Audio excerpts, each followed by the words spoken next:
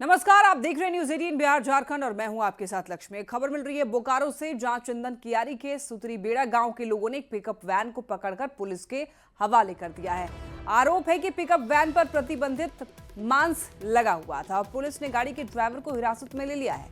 Police मांस के टुकड़े की जांच करा रही है, जबकि बीजेपी नेता का आरोप है कि पिकअप पर गोवंश का मांस लदा हुआ है। तस्कर गाँव के रास्ते से गोवंश और उनके मांस की तस्करी कर रहे हैं। लग रहा है कि ये इन ड्राइवर या चालकों का मतलब ये हिम्मत नहीं हो सकता है। कहीं ना कहीं ऊपर से बड़ा मतलब इसमें दल लगा हुआ है और ये डेली पैमाने पे मतलब बड़े स्तर पे मतलब इसको मतलब एग्जीक्यूट किया जा रहा है पूरे प्लानिंग के साथ में। देखिए, आप मेन रोड से नहीं आ रहे हैं।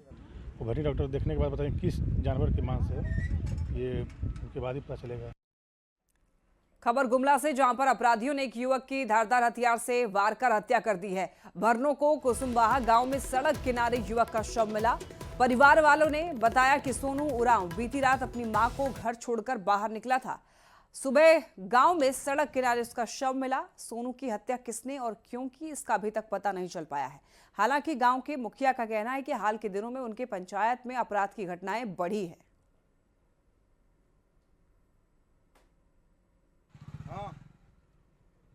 यहाँ पर देखा जा रहा है कि कुछ दिन पहले यहाँ से मरासिले गांव से ही कुछ हथियार, देसी पिस्टल और उसका जिंदा करतूत पकड़ाया था। फिर उसके रात में मंगलवार को जो 27 तारीख को रात में 12 बजे करीब हवाई फायरिंग होता है। उसके बाद आज हम देख रहे हैं कि यहाँ पर ग्राम कुसुमबाहा में एक युवक का मर्डर हो गया है। इससे साफ पता चलता है कि यहाँ पर गुंडों का राज चल गया है। प्रशासन कहाँ है पता नहीं। बड़ी खबर जमशेदपुर से, जहां पर NH 33 पर सड़क किनारे ट्रेलर को पिकअप वैन ने टक्कर मार दी। इस दुर्घटना में एक शख्स की मौके पर ही मौत हो गई, जबकि 2 लोग बुरी तरीके से जख्मी हुए हैं। घायलों में एक की हालत गंभीर बनी हुई है और इस दुर्घटना के बाद NH 33 पर जाम लग गया। सूचना के बाद पहुंची पुलिस ने घायलों को अस्पताल पहुंचाया है और जाम को हटवाया है। ट्रेलर को पिकअप वैन ने टक्कर मारी। जमशेदपुर से खबर।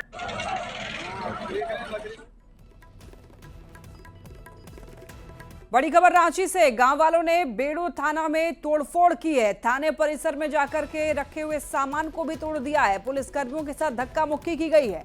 इसके अलावा थाने में रखे कागजात को भी नुकसान पहुंचाया है। महादानी मंदिर के पास सफाई और अतिक्रमण हटाने के दौरान विवाद शुरू हुआ और एक पक्ष बिना इजाजत JCB से अतिक्रमण हटा रहा था, जिसका स्थानीय लोगों ने विरोध किया। पुलिस ने 24 घंटे में कार्रवाई का आश्वासन देकर मामले को शांत करा दिया है, लेकिन देर रात लोग आक्रोशित हो गए और थाने पर हमला कर दिया। महादानी मंदिर के पास में सरना धर्म मानने वालों की जमीन है, जहां से एक पक्ष अतिक्रमण हटा रहा था।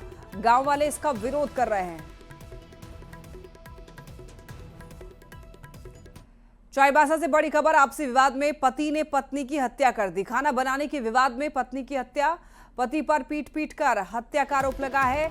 शहर के लोको कॉलोनी की यह घटना बताई जा रही है। चाईबासा से खबर मिल रही है, आपसी विवाद में पति ने पत्नी की हत्या कर दी। खाना बनाने के विवाद में पत्नी की हत्या की गई है। पति पर हत्या का आरोप लग रहा है। शहर के लोको कॉलोनी की यह घटना बताई जा रही है।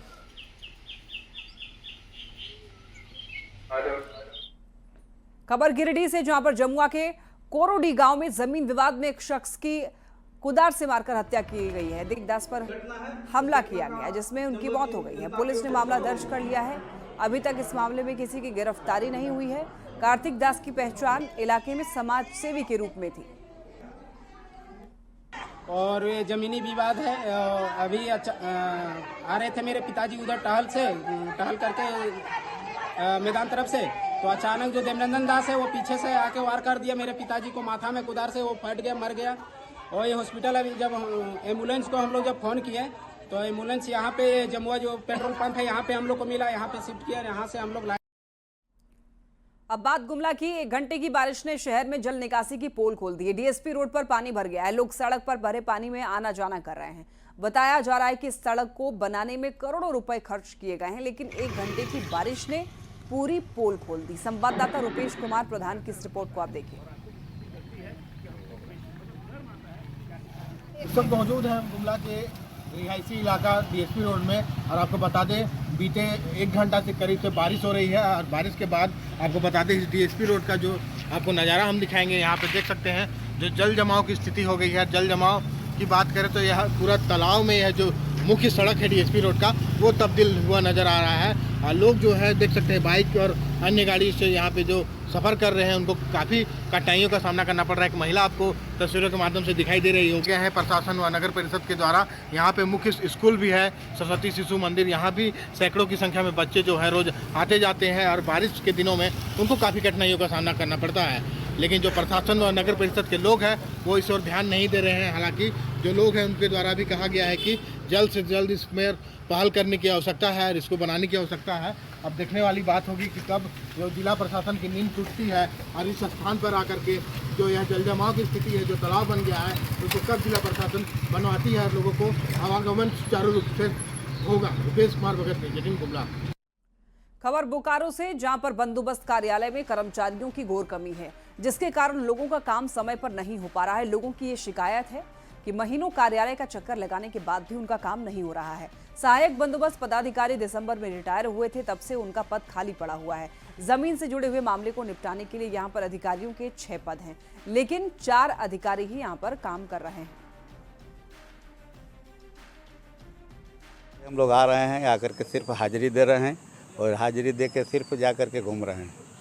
नहीं, बंदोबस्त पदाधिकारी नहीं रहने के कारण काम में बहुत डिले हो रही है और आम पब्लिक को, सभी पब्लिक को ही बहुत ज़्यादा कठिनाई हो रही है। 2014 से हम लोग केस किए हुए हैं और अब घूम रहे हैं, आ रहे हैं, जा रहे हैं। यहाँ आ रहे हैं तो स्टाफ सिर्फ हाजिरी दे। 2024-25 होने चला सर, लेकिन कोई सुनवाई नहीं हुआ है। 2011 में हम लोग धनबाद में 87 किए हैं, अभी तक हम लोगों को फैसला नहीं हुआ। क्यों आते हैं तो क्या होता है? आते हैं हम लोग, डेट में पहुंचते हैं, घूम जाते हैं। अधिकारी मिलते हैं? नहीं मिलते हैं। क्या बोलता है सर? अधिकारी यहाँ है ये नहीं तो कौन बोलेगा सर।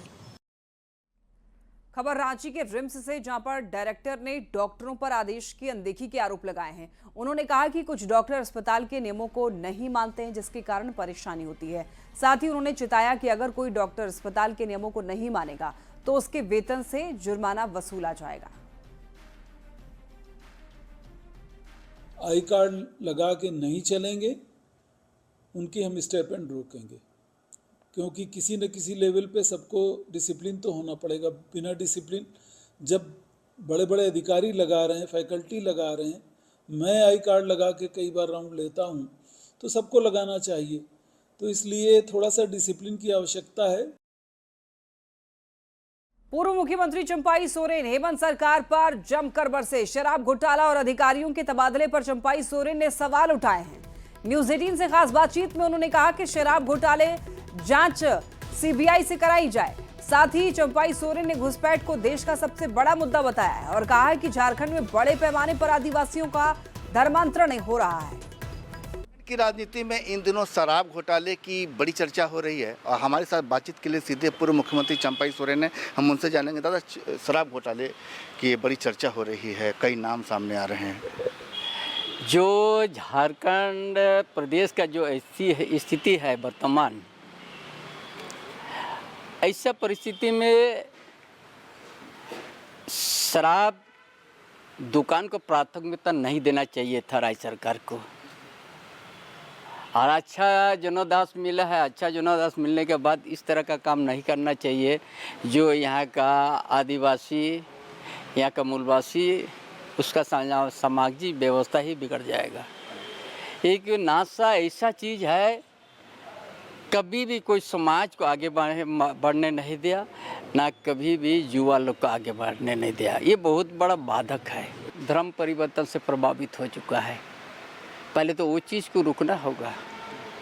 ये तो अपना पहचान देश के अंदर में, आदिवासी का पहचान, आदिवासी का जीवन शैली, आदिवासी का रूढ़िवादी प्रथा एक अलग ही है। उसके लिए सारना धर्म कोड, इसमें तो सारना धर्म जो मानते हैं वो लोग बहुत सा धर्म से प्रभावित हो गया है।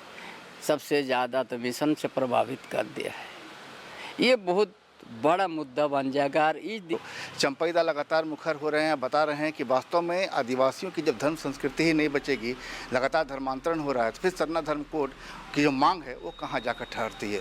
संजय कुमार सिन्हा, न्यूज़ 18, रांची। निरंजनी अखाड़ा के महामंडलेश्वर कैलाशानंद गिरी ने यह कहा कि नरेंद्र मोदी अगले 10 साल पर भारत के प्रधानमंत्री रहें और देश के साथ सनातन की सेवा करते रहें। देवघर में पीएम मोदी की तारीफ करते हुए कैलाशानंद गिरी ने कहा कि उनके कारण ही देश में मंदिरों का जीर्णोद्धार हुआ। पीएम मोदी ने ऑपरेशन सिंदूर के दौरान पाकिस्तान को कड़ा संदेश दिया और ये बताया कि अगर वो आतंक का समर्थन करेगा तो उसका बुरा हाल होगा। प्रधानमंत्री नरेंद्र मोदी जी यदि नहीं होते तो आज काशी विश्वनाथ नहीं होता, राम जन्मभूमि नहीं होता, केदारनाथ नहीं होता, बद्रीनाथ का जो भव्यता आज देखने को मिलने जा रहा है वो नहीं मिल पाता, हरिद्वार में कॉरिडोर बन रहा है वो नहीं हो पाता। मेरा मानना है कि अहिल्याबाई होलकर के बाद मंदिरों का जीर्णोद्धार अगर किसी ने किया है तो प्रधानमंत्री नरेंद्र मोदी जी ने किया है। भैया साधु तो उसके होते हैं जो सनातन का होता है, पश्चिम बंगाल के दुबराजपुर से बीजेपी विधायक अनूप साहा ने हेमंत सरकार पर निशाना साधा है। आरोप लगाया है कि यहां पर आदिवासियों का विकास नहीं हो रहा है, आदिवासियों के नेता अपना विकास कर रहे हैं। जामताड़ा में अहिल्याबाई होलकर की 300वीं जयंती पर विचार। झारखंड का जनता जानकार मुक्ति मोर्चा को पावर में लाया है, लेकिन उन्होंने विकास नहीं किया है। हम खुद गांव में चुनाव में गया था, गांव में देखा ना पानी है, ना बिजली है, ना सड़क है, ना शिक्षा है। ऐसा एक अव्यवस्था इस झारखंड में गांव में है। इसलिए हम लोग चाहते हैं कि झारखंड जो जनजाति समाज, पिछड़ा समाज जो है, सभी का विकास होना चाहिए जो देश में हो रहा है। लेकिन यहाँ का सरकार ने विकास ना करके अपना पार्टी, अपना नेता का विकास बना रहा है। रामगढ़ में अबुआ संथाल भारत देशोम के केंद्रीय कार्य समिति की बैठक हो रही है, जिसमें झारखंड के अलावा बिहार, पश्चिम बंगाल, ओडिशा, असम और दिल्ली के प्रतिनिधि शामिल हो रहे हैं। बैठक में कमेटी के विस्तार और 15 से 16 जून को रामगढ़ में आयोजित सम्मेलन की तैयारियों पर चर्चा हो रही है।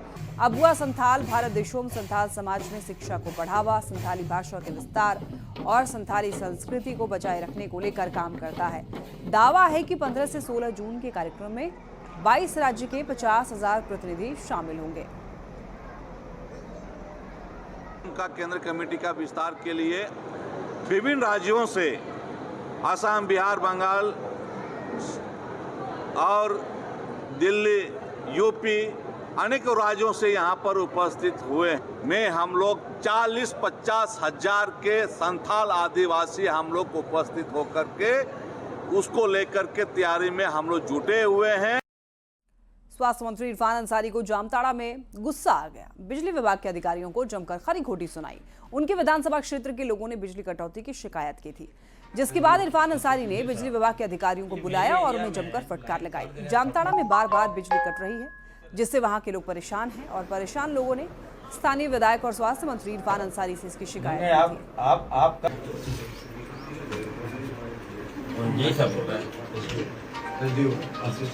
थी। ये मेरे एरिया में लाइन काट दे रहे हैं, फटफट क्या है, प्रेशर है क्या?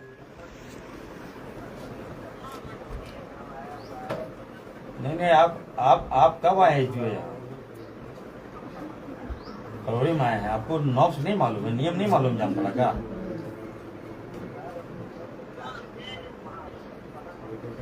नहीं क्या करना है नहीं करना है मैं बोल दूंगा, लेकिन आपको जानकारी है कि नहीं है? तहसीलदारी करने के लिए आए हैं क्या आप? तहसीलदारी करने के लिए आए हैं मेरे एरिया में आप? तो आप मुझे बचा रहे हैं कि नहीं चाहे आप बचा रहे हैं मुझे? आप कितना एसडीओ आया, कितना स्कूल आया, किसी का हिम्मत नहीं हुआ कि मेरे गरीब आदमी का लाइन काट दे।